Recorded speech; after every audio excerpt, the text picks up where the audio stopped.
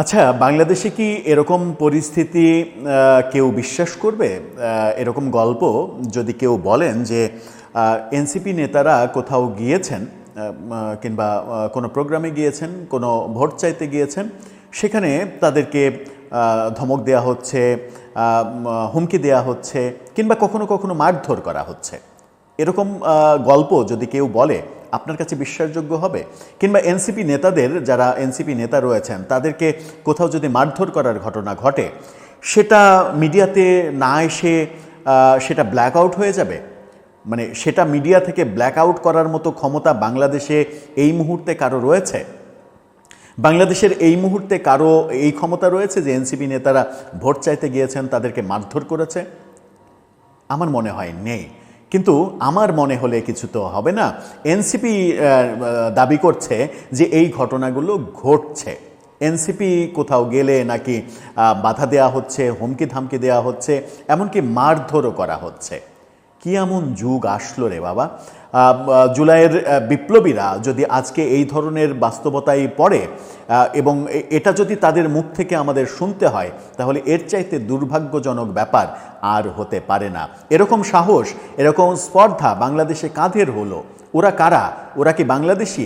এত কলিজা থেকে হলো ওদের যে এনসিপি নেতাদের মারধর করবে কিংবা তাদেরকে হুমকি ধামকি দেবে? পেছনের রহস্যটা কি? কি বলতে চাইলেন নাসিরউদ্দিন পাটোয়ারি? সেটা কি সত্য নাকি চটকদার রাজনৈতিক কথন মাত্র? একটু বুঝে ওঠার চেষ্টা করবে এই ভিডিওতে, যেহেতু অভিযোগ করেছেন তিনি। থাকবেন পলিটিক্স টিভির নিয়মিত আয়োজনে।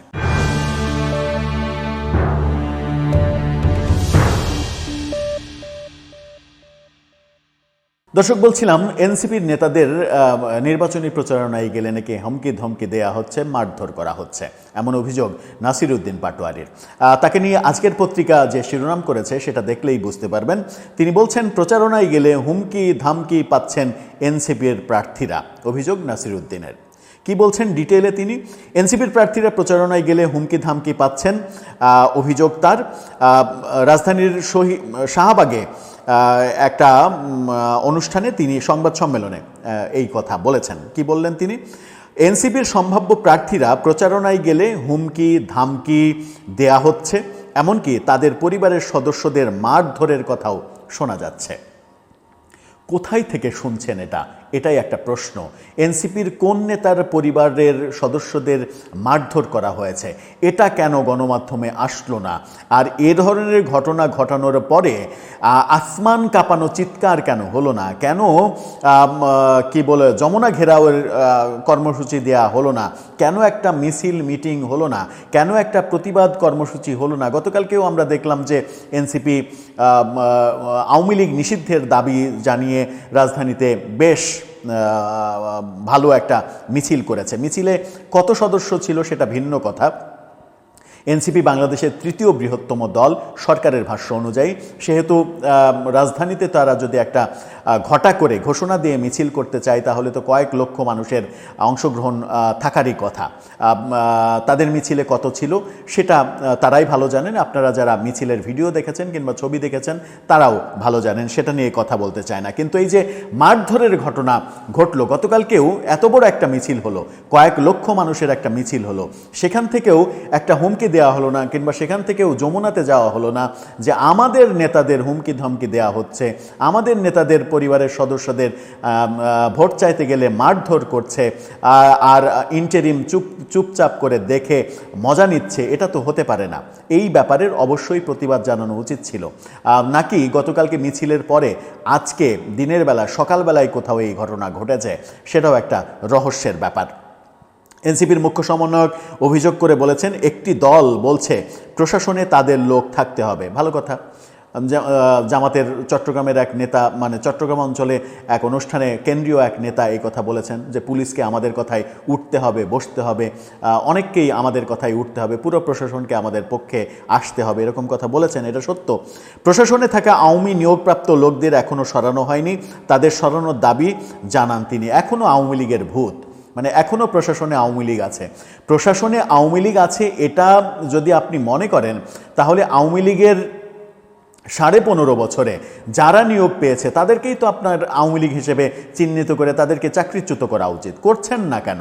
সেটা তো করা উচিত আগে, কারণ ওইটা ইয়ে করে দেখেন, গবেষণা করে দেখেন যে 15.5 বছরে কোন সেক্টরে, এমনকি বেসরকারি সেক্টরে হলেও যে সেক্টরে চাকরি পেয়েছে একেবারে চোখ বন্ধ করে, এমনকি ইসলামী ব্যাংকেও যারা 15.5 বছরে চাকরি পেয়েছে তাদেরকেও আওয়ামী লীগ বলে বের করে দেন, তাদেরকে চাকরিচ্যুত করে দেন, তাহলেই তো লেটা চুকে যায়।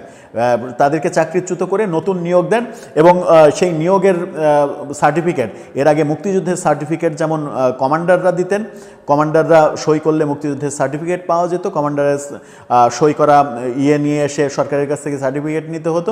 এখন আপনাদের সই করা কাগজ নিয়ে গিয়ে সরকারের কাছ থেকে চাকরি নেবে, এরকম একটা ব্যবস্থা তৈরি করে দেন, তাহলেই তো হয়ে গেল। বারবার যে কোনো ইস্যুতে এখানে আওয়ামী লীগ, ওখানে আওয়ামী লীগ, সেখানে আওয়ামী লীগ, এই কথাগুলো বলে তো লাভ নেই। কারণ আপনি একটা দেশের পুরো সরকারি প্রশাসন থেকে আওয়ামী লীগ দূর করতে পারবেন না, বিএনপি দূর করতে পারবেন না, জামাত দূর করতে পারবেন না, এটা পারবেন না। কারণ গত 54 বছরে যারা বিভিন্ন পর্যায়ে বিভিন্ন সময় ক্ষমতায় থেকেছে তাদের লোকজন বিভিন্নভাবে ঢুকেছে, এটাই তো বাস্তবতা। যদি প্রশাসনে বিএনপি এবং জামাতের লোকজন না থাকে, মানে না থাকতো, তাহলে এই যে মানে গত সরকার পতনের পরে গত 15 মাসে এই যে এত পরিবর্তন হলো, এতজনকে বাদ দিয়ে নতুন যাদেরকে দায়িত্ব দেওয়া হলো, বিভিন্ন জায়গায় অভিযোগ করা হচ্ছিল যে যাদেরকে ওএসডি করে রাখা হচ্ছিল, প্রমোশন দেওয়া হয়নি, তারা তো বিএনপি জামাতেরই লোক, এটা প্রমাণিত। যাদেরকে প্রমোশন দেওয়া হয়নি, যাদেরকে ওএসডি করে রাখা হয়েছিল, তো তাদেরকেই তো এনে বসানো হয়েছে। তো তাহলে তাদের মধ্যেও কি আওয়ামী লীগ আপনি দেখছেন? যদি তাদের মধ্যেও আওয়ামী লীগ দেখেন, তাহলে তো আপনার বাংলাদেশের সবাইকে, মানে সরকারি চাকরি করে সবাইকেই আপনাকে আওয়ামী লীগ হিসেবে সরকারি চাকরি থেকে বাদ দিয়ে দিতে হবে। তাই কি করবেন? মানে পুলিশ থেকে সব আপনি বাদ দিয়ে দেবেন, আওয়ামী লীগের আমলে যারা নিয়োগ পেয়েছে সবাইকে বাদ দিয়ে দেবেন। এখন যে পুলিশের কয়েক হাজার সদস্য নিয়োগ দেওয়া হচ্ছে, আনসারে হাজার নিয়োগ দেওয়া হয়েছে, সেগুলো কি সব মানে পরবর্তীতে এনসিপি হিসেবে ট্রিট করে পরবর্তী কোনো সরকার তাদেরকে বাদ দিয়ে দেবে? সেরকমটাই হবে, সেরকমটাই চান আপনারা? এই ধারাই বাংলাদেশে প্রতিষ্ঠিত হোক, এরকমটাই চান?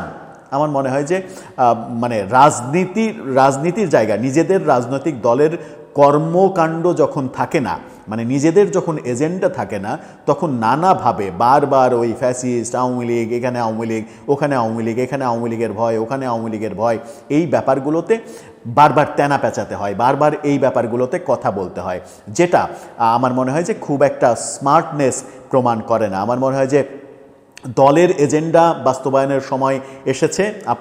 আপনাদের মানে ওই মানে অনেকে অভিযোগ করেন, যেটা আমি ব্যক্তিগতভাবে প্রত্যাশা করি না, যেটা অনেকে অভিযোগ করেন যে এনসিপির আসলে রাজনৈতিক এজেন্ডা নেই। এনসিপির রাজনৈতিক এজেন্ডা একমাত্র হচ্ছে আওয়ামী বিরোধিতা। আওয়ামী বিরোধিতা যদি শেষ হয়ে যায়, তাহলে এনসিপির রাজনীতি শেষ হয়ে যাবে, এনসিপির রাজনৈতিক এজেন্ডা শেষ হয়ে যাবে। এই অভিযোগ অনেকে করার চেষ্টা করেন। আমি এই অভিযোগের বাস্তবতা মানতে চাই না এবং প্রত্যাশা করতে চাই যে আপনাদের রাজনৈতিক এজেন্ডা আছে এবং আপনাদের রাজনৈতিক এজেন্ডা অন্য যে কোনো দলের চাইতে ভালো হবে এবং নতুন রাজনৈতিক বন্দোবস্ত হবে। এই যে নেতারা আপনি সমালোচনা করছেন যে প্রশাসন তাদের হতে হবে, অভিযোগ করছেন জামাত নেতার, সেরকমটা আপনার হওয়ার কথা নয়, সেরকমটা আপনি হবেন না। যদিও আপনাদের সাবেক এক নেতা মুনতাসির মাহমুদ, তিনি গতকালকেই বলেছেন যে এনসিপি নেতাদের সমস্ত দুর্নীতির তথ্য আমি ফাঁস করে দেব। মানে নিজেদের মধ্যেই কিন্তু শুরু হয়ে গেছে। এগুলো যত কম হয় ততই নিজেদের মধ্যে ভালো। আর এই যে অভিযোগ করলেন যে এনসিপি নেতারা নির্বাচনী প্রচারে গেলেই হুমকি ধামকি মারধরের শিকার হচ্ছে, আমার মনে হয় যে একটা হাস্যকর কর্মকাণ্ড করলেন এই কথা বলে। কারণ এই মুহূর্তে বাংলাদেশে এটাই সবথেকে বড় সত্য যে এনসিপি নেতারা কোথাও গেলে তাদেরকে মারধর করার সাহস একমাত্র গোপালগঞ্জ ছাড়া, তাদেরকে মারধর করার সাহস কারোরই নেই। এবং যদি এরকম ঘটনা ঘটে থাকতো তাহলে আপনারা চুপ করে শুধুমাত্র সাংবাদিক সম্মেলনে বিবৃতি দিতেন না, আপনারা লঙ্কা কাণ্ড বাঁধিয়ে দিতেন। সুতরাং আমার মনে হয় যে অসত্য তথ্য মানে যতটুকু না দেওয়া যায় ততটাই নিজেদের রাজনীতির জন্য ভালো হবে। দর্শক, আপনার ভাবনা এই ব্যাপারে জানিয়ে লিখতে পারেন আমাদের কমেন্ট বক্সে।